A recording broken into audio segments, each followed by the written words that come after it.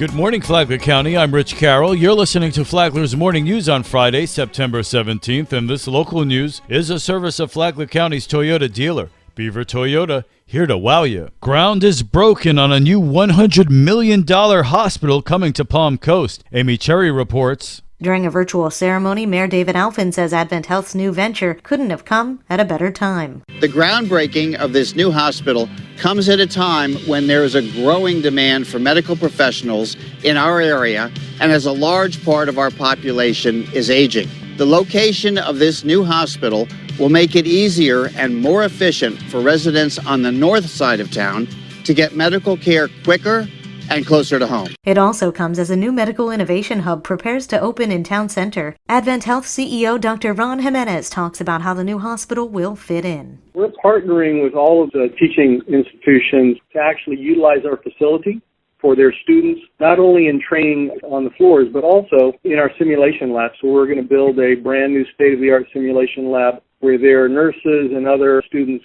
can train. The 4-story hospital is expected to open its doors late next year. From the WNZF Newsroom, I'm Amy Cherry.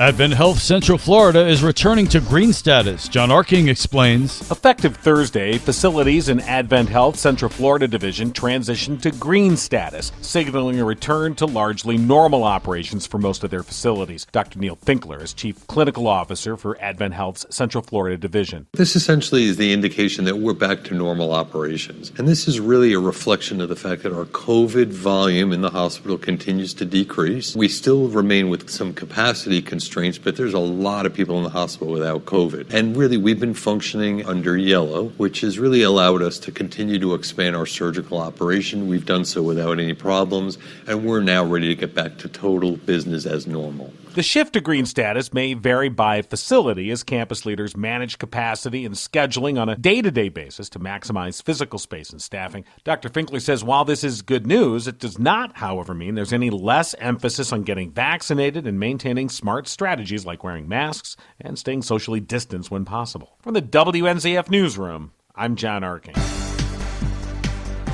The public will get to weigh in on proposed impact fees that would fund growth-fueled construction for Flagler County schools. But Superintendent Kathy Middlestadt has asked the Commission to delay a September 20th workshop to October 18th, and a public hearing will be pushed until November 2nd. Adam Mengel is Flagler County's growth manager. We're both very anxious to get the impact fees implemented, but we want to do it the right way. And so we're going to slow the process a bit and give us a little bit more time to be able to work through some of the details. The one-time charges, if approved, could come into effect sometime next year.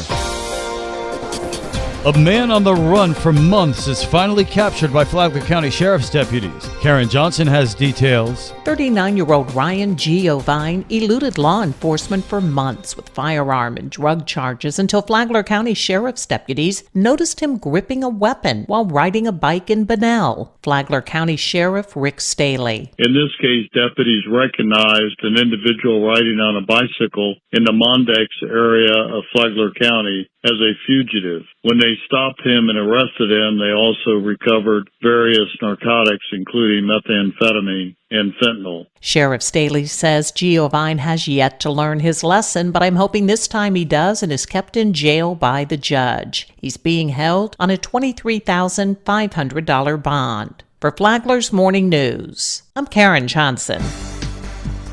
The city of Palm Coast will be holding its 16th annual Arbor Day event tomorrow from 9 a.m. to 12 p.m. at Central Park in Town Center. City of Palm Coast Urban Forester Carol Minnie. It's a fantastic event. Come to our entry tent and turn in a non-perishable, non-expired food item. Can also be pet food. We turn those over to the food bank. So in exchange for that donation, we give folks a free 3-gallon tree. So in addition to our tree giveaway, we also have a walk-through butterfly tent. We have live entertainment. Other fun activities are planned for all ages, including a petting zoo, free arts and crafts, and goodie bags for the kids. We told you yesterday about the new wastewater treatment plant that will happen in Bunnell. But why does the city need the plant?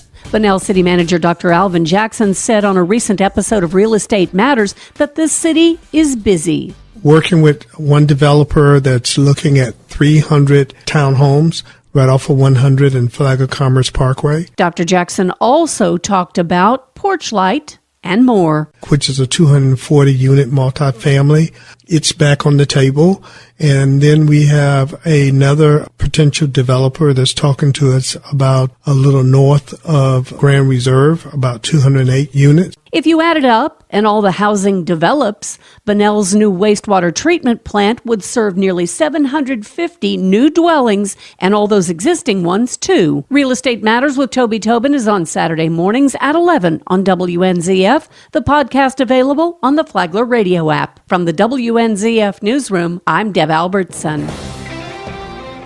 The weekend has arrived and it's time to have fun with the family. Stacy with Fun for Augie Kids is going to tell you what's going on in Flagler County. Tonight, the city of Palm Coast will have pizza, games, and movies ready for a night full of fun. Kids ages 5 through 12 can register for the Parents' Night Out event, and kids aged 13 through 17 register for the Teen Chill Zone. Tomorrow, celebrate the 16th annual Arbor Day event. There will be free butterfly tent, petting zoo, arts and crafts, and more. You can also get a free tree by bringing a non-perishable, non-expired food item for trade. The Flagler County Library will be hosting a teen pumpkin decorating event. Supplies will be provided. You will simply need to bring your own fake pumpkin to decorate, or you can let them know if you need one. Learn about these events and more by visiting our website at fun4augiekids.com. Have a great weekend. And now you're up to date on Flagler's Morning News. I'm Rich Carroll.